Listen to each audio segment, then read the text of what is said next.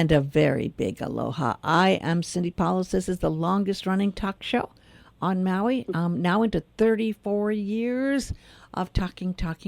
And I always love this opportunity to share inspiring stories. And today is especially inspiring. It's kind of a dream come true.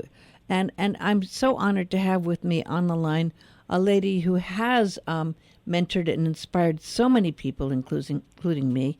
I've got Nona Brown here. We're going to talk about an extremely important subject, and that is breast cancer awareness. October is Breast Cancer Awareness Month. About 42,000 women and 500 men in the U.S. die each year from breast cancer. Black women have the highest rate of death from breast cancer. And I happen to have known Nona for a while, and I followed her deeply. And I have to say, it's so touching when you hear her story and how she went through so many elements of suffering with her family and breast cancer, and how she survived breast cancer. It's so big that indeed I said, it was about a year ago, maybe even a little over a year ago.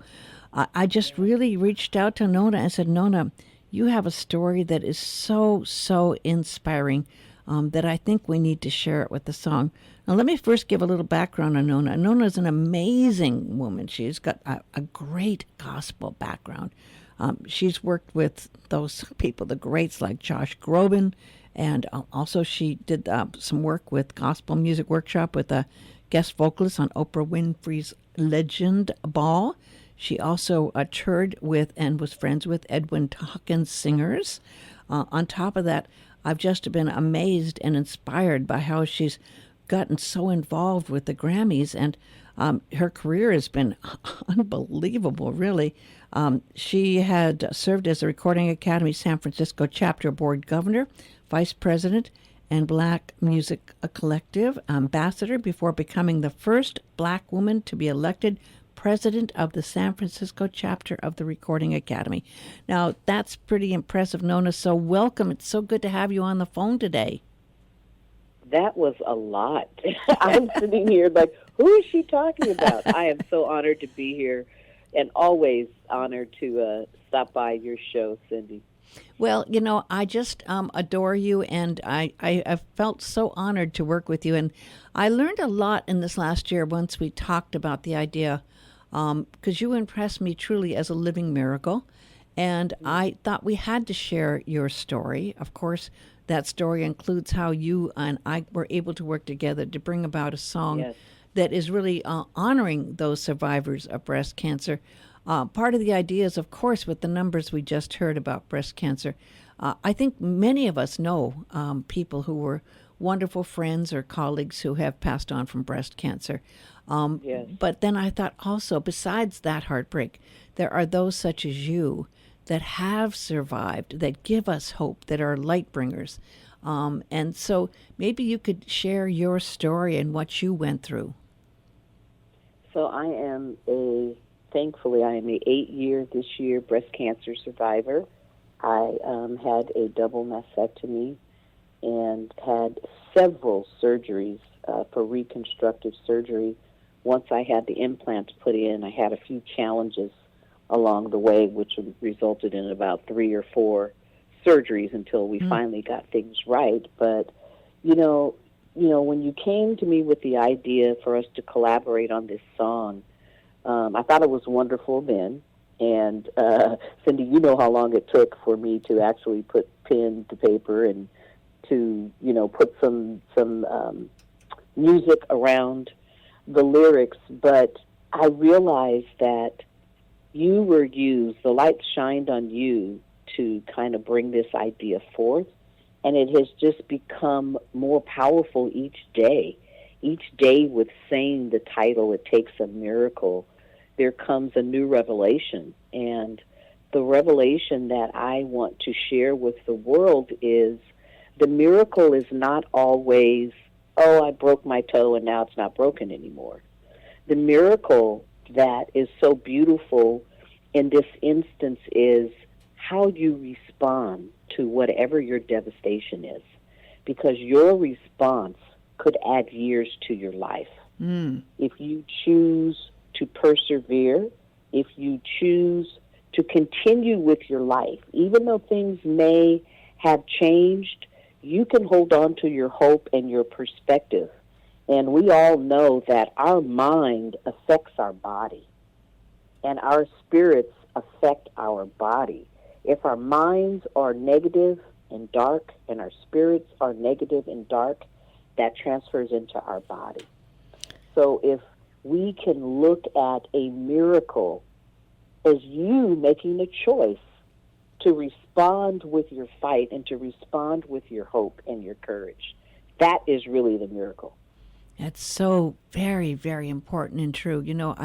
I'm so glad you said that, because I have, had so many people who may have gone to a doctor, and sometimes I get shocked that doctors will tell people something that they say in a way that is kind of negative, and the people believe it, Yes. and then without knowing it becomes true, Yes. and they don't even realize the impact of their statement. I had my granddaughter broke her ankle, and I was talking to her because she wants to get better, but I said, well, you can get better by December. She said, no, the doctor told me, and she kept refusing to believe. I said, yes, but there's miracles, and don't just That's believe right. what the doctor said. You had another part of this story, and I don't know if you're willing to talk about what happened in your family with this as well, because you had another very sorrowful situation with the loss of your family members. Yes, I lost, my mother died of pancreatic cancer when I was in my teens. So that was the first, cancer that I was aware of that showed up in my family. And then two of my sisters, who had two separate bouts with breast cancer particularly, battled it. It came back, and they both passed away from breast cancer. And not to mention aunts who have had breast cancer, close friends who I have lost, who were diagnosed around the same time I was, who are no longer here. So, I could have taken a position of, I'm doomed. Yeah. I'm not going to make it. But I realized that I was so focused on the fear of cancer, because it had come in my family so strong, that I had taken my attention away from living. Mm. And it's like, that's what happens when people tell you news, you've got 6 months to live, or they tell you you have cancer. Your focus immediately goes to dying. Yeah. And you forget to live. Yeah. And so true. that's why the miracle is how you respond to whatever it is. It may not be breast cancer for you. It may be a divorce.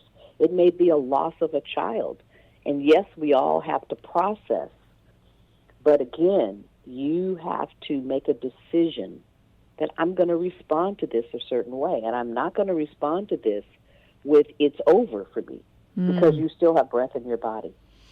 And I think that also you're such a woman of faith, and you had a wonderful backing of your church and your gospel family. I think that having that support must have been very important as well.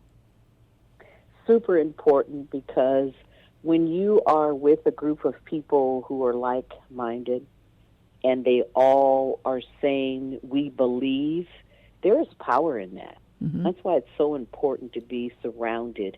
Everyone may not be Christian, and everybody has a right to believe who and what they want to believe. But whatever you believe, or whatever your support system is, it's important to have like-minded people and positive people who are sending you positive vibes, who are saying encouraging and uplifting things to you. And the other thing that really, really saved me was the power of music. Because music really became my therapy. And music became the thing that gave me strength to really fight, and to really keep my attention off of what, I thought could have been. So, with my faith, my support system, and my music, I was good. You know what? I listened to your music, and I played it a lot. And you did a piece recently that was talking about that healing. I believe that was the live recording. And you know what? When you listen to that with the group behind you, you can just hear that spirit coming through Yes. you.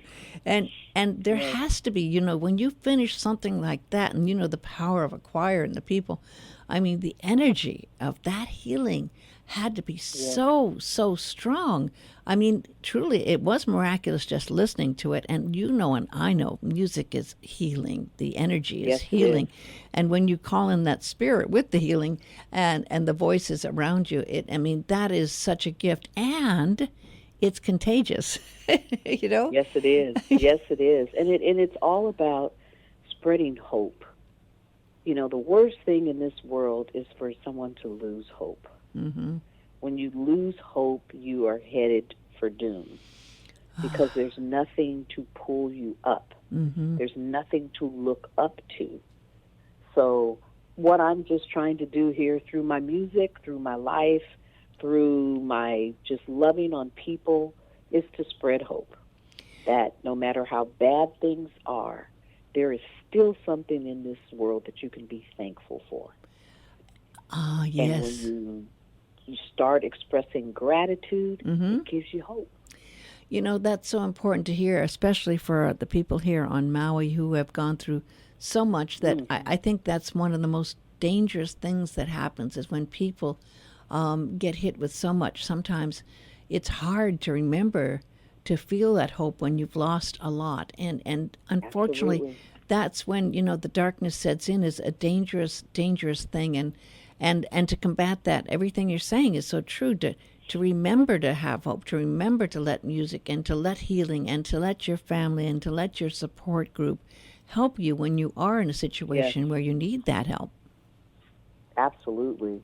And the other thing, since this is, National Breast Cancer Awareness Month, we were very, very strategic in releasing the song this month Mm-hmm. because so many women and men, in most instances, because they don't think they could get breast cancer, their fear Mm-hmm. causes them to have a deaf ear.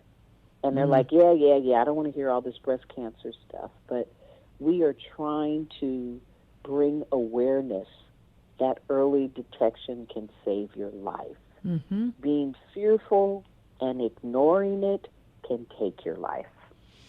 That's one So of the you most have important to, things. I'm so glad yeah. you brought that up, Nona, because it is easy to be fearful, and it's a lot of Yep, people don't want to know, and it's almost like yep, you say, okay, if I'm an ostrich and I've got my head right there in the sand, I don't know, and it's all, right, exactly. but it's good to actually know. It's good to find out, Hmm. and it's good to overcome the fear by finding Right. out and then dealing with it. I mean, it's how did you find out? What was the process for you? So for me, my breast cancer was discovered through a routine mammogram. Mm. I had been getting them since I was in my late 30s Mm-hmm. because of, and generally, you don't start getting mammograms until 40 or older. And I was able to get them earlier because of my family history. Mm-hmm. And I had had several, 10, 15 years of getting mammograms. And just one appointment, I was like, they did the mammogram. I was going to go get dressed, and she said, get dressed and come and have a seat out here. We want to talk to you. And that's how mine was found. Mm. And in my case, I was very fortunate because the cancer was very, very at its beginning stages. But as they prepared me for surgery, we started off with this just being a lumpectomy, Mm-hmm. and I was going to be good to go. But as they prepared me for surgery, the surgeon wanted to get an MRI just to know exactly what she was dealing with. And the MRI revealed cancer growing in 2 other locations Wow. that were not picked up by the mammogram, Wow. which were 2 different types of cancers, one of which was extremely aggressive. And so my doctor at that time, with my family history, with these 3 different types of cancers in one breast, Mm. recommended that I have a mastectomy. Mm-hmm. And of course, I was devastated. But after I thought about it, took time, I said, number one, I don't want to go through, I'm probably going to be lopsided. It's probably harder for them to make everything even. And I don't want to go through all of this and then get cancer in the other breast. Mm-hmm. So I opted to go ahead and have the double mastectomy, although there was no cancer in one of the breasts. Mm-hmm. I did that as a way to reduce my risk down to as low as possible. There's no guarantee, but it lowers the risk significantly. And with your two sisters and history in your family, that it probably was a pretty clear decision, to make, and a wise one. I mean, truly, when you go through some of the stuff, it makes you, I think, a lot stronger. I was thinking about this because of our island, and the idea, of course, comes up always with people who question. It's like, why do bad things happen to good people? You've heard this question so often. And I was praying about this because of the fire and the deaths and everything that had happened to people who'd lost their homes and everything they had. And I got this answer back in prayer. It says, bad things happen to good people to make them stronger. And I was like, well, that's simple. And it's so true. It's true. Okay, it's sad it has to be so hard to make someone stronger, but we are, and people do question, like, God is supposed to not give us more than we can handle. But when you hear things that have been going on, people going, how do we handle this? And it's like, you handle it with faith, you handle it with hope, you handle it with every moment, taking care of every moment, being in that moment, and a lot of times with friends and with your support team. And I totally agree with when you say it makes us stronger. It makes us stronger, and it also makes us more powerful and makes us have more impact. Yeah. What I mean by that is, if I had never gone through having breast cancer, never had gone through having to have a double mastectomy, go through all that came with that, never had a problem paying my bills, never had a problem on a job, what kind of impact could I have in talking to someone? Yeah, that's a very good point. When you speak with someone who has been through it and is on the other side of it, it gives them, they have more impact. It's true. Because what comes genuinely from the heart reaches the heart. Yeah. And I can tell you all day about, not being a millionaire, but losing it all. That and then never experienced it, it's not going to be the same. Yeah. It's not going to have the same impact. Yeah. So tell me, I was really wanting to take at least a moment to talk about how you have grown. You're in a position of great power now and influence by being the president of the San Francisco chapter of the Grammys, and that's a chapter I'm in. And I have to say how impressed I've been. You set some really wonderful goals to reach out to everyone and to be all inclusive, and to also get people involved in meeting and expanding this whole group. And you've been very successful with it. How long has it been now since you were named president? Well, thank you for that. I was elected president June 1st of 2023, so it's been a year and almost a half, I guess. And how? A year and a half. What did you learn from that?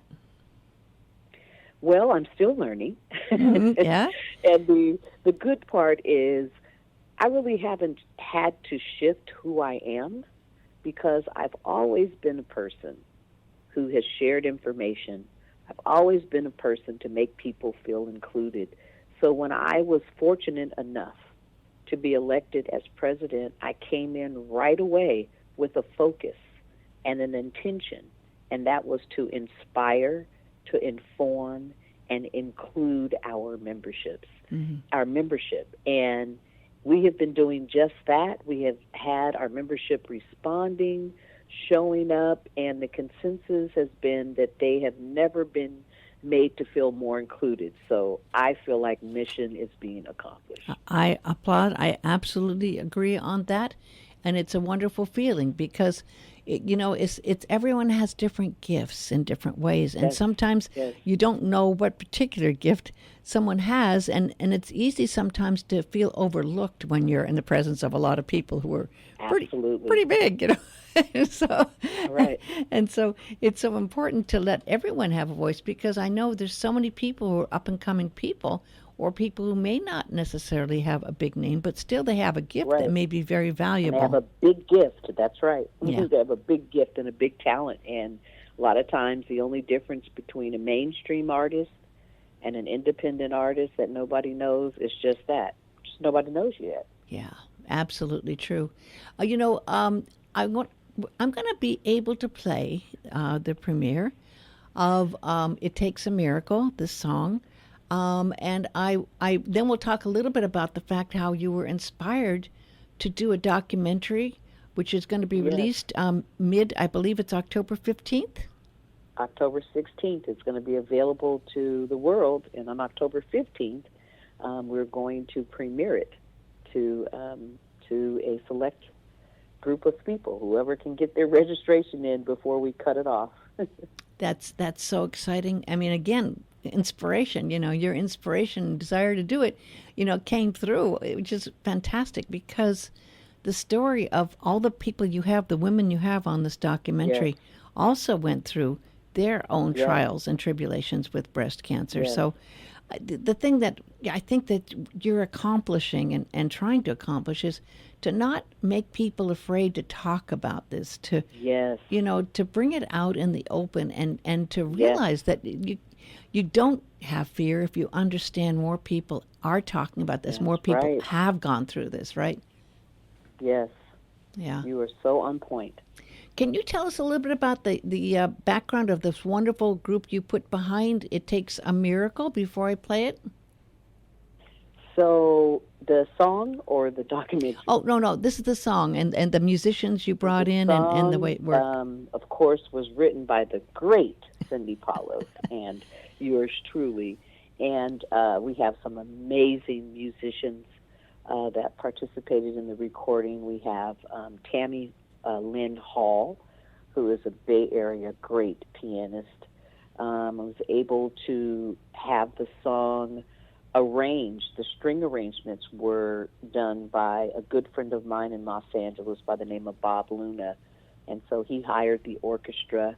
And then I was able to work with Charles Buddy Ware, who is a wonderful producer, musician. He came in and did some additional cello parts. And our dear friends at El Cerrito Records, Oscar and Kenya Ati, we recorded it live there in their studio, and Oscar mixed and mastered it. So both you and I, Cindy, we are very, very blessed to have worked with the caliber of people that we were able to work with on this song. And again, perseverance furthers. There was a few times this one, maybe a little that, and you had a vision, and you wanted to Yes. be able to capture that vision and what struck you about it, and it wasn't a first take. It took about 9-10 months to the point. It took a while. Yeah. It did. Yes, Yeah. it did. For the and song. it was worth the wait. We are getting, you probably haven't seen some of the comments, but some people have been texting me and calling me saying just an absolutely beautiful message and song. Well, here it is. It Takes a Miracle. It takes a brave soul to heal the pain, a warrior to fight again and again. Great courage to believe what you can't see. A miracle, it's true, and it's alive inside of you. It takes a miracle,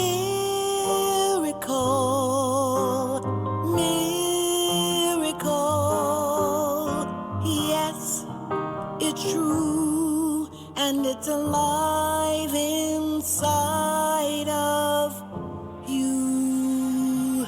You wonder why, oh why this had to happen, but you keep pressing on while trying to stay strong.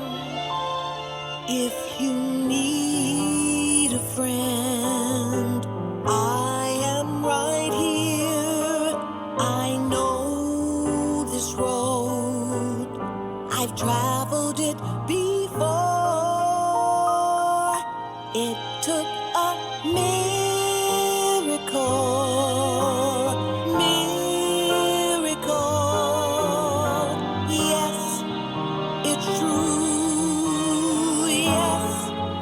it's true. You are that miracle.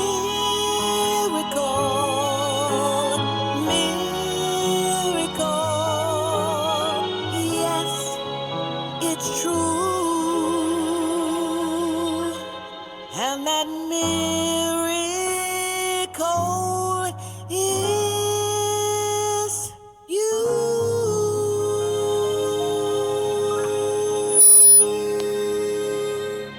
Oh my gosh, it's so nice to hear that. It's so beautiful to hear that. Actually, that is like the manifestation of all that work and everything you put Yes, behind that it. we did. Yeah. So now I'd like to talk just for a few minutes here about, I got about 8 more minutes, to talk about what you did to create this documentary and the women behind it.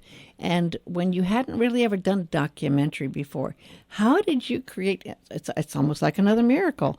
How did you create It this? truly, oh my goodness, it truly is. I can literally tell you that on August 14th, I met with my team to talk about how we were going to do a music video for the song, because most of us know that we are in a visual world, and generally when you release new music, people like to see some type of video. So had a little meeting with the team, and the consensus was, yeah, we could do that, but this song is so much more powerful than just a music video, someone standing there singing. And so I didn't really understand what they meant, and I can't remember if it was Philip or Joy that shouted out, you need to do a documentary. You need to tell your story.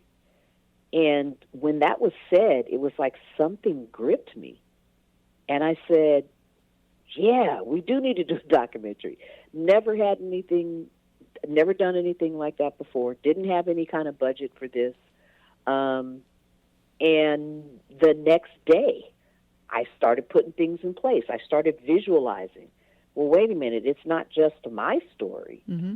I know other women, and I particularly know other women in music who have survived and are thriving.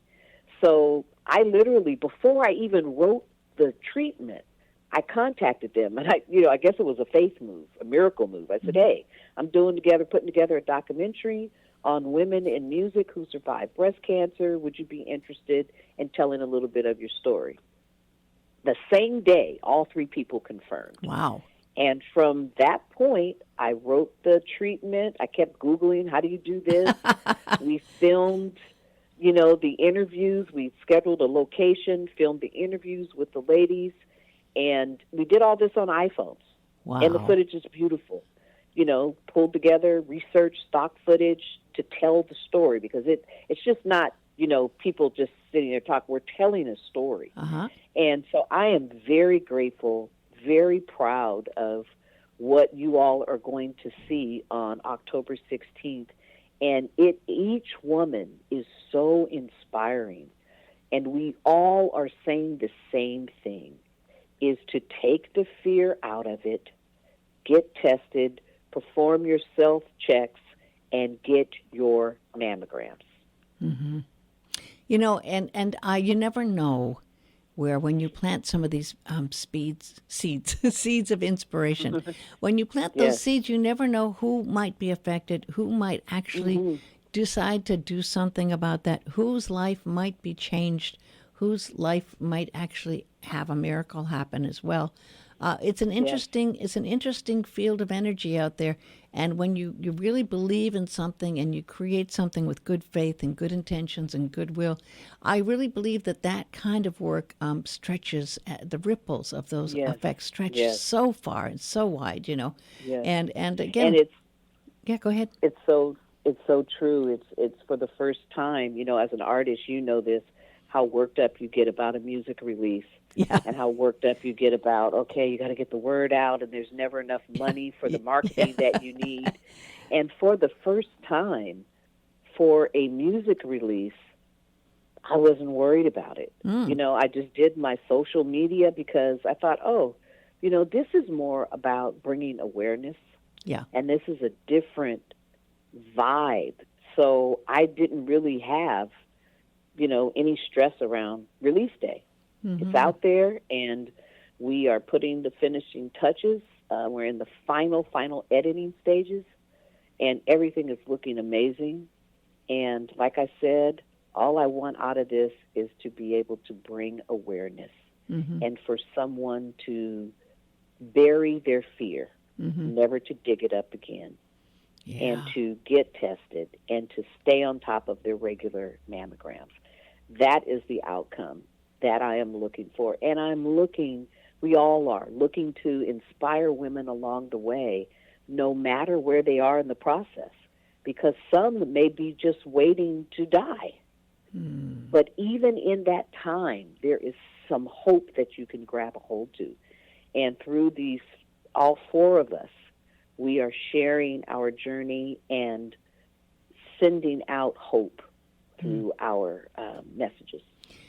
Well, again, that's so very important, my friend. And I really praise you for taking the time and courage to take these steps, and you have I know everyone out there says, I'm so busy, I don't have time, right? No. I don't have time to do that. But you know what's interesting? When you set your mind and you set your goal and you set your intention for something that's good and important, it will find a way to happen, So true. Yeah, and it did for you. I mean, very true. It may not be immediate. It may take some time. Right.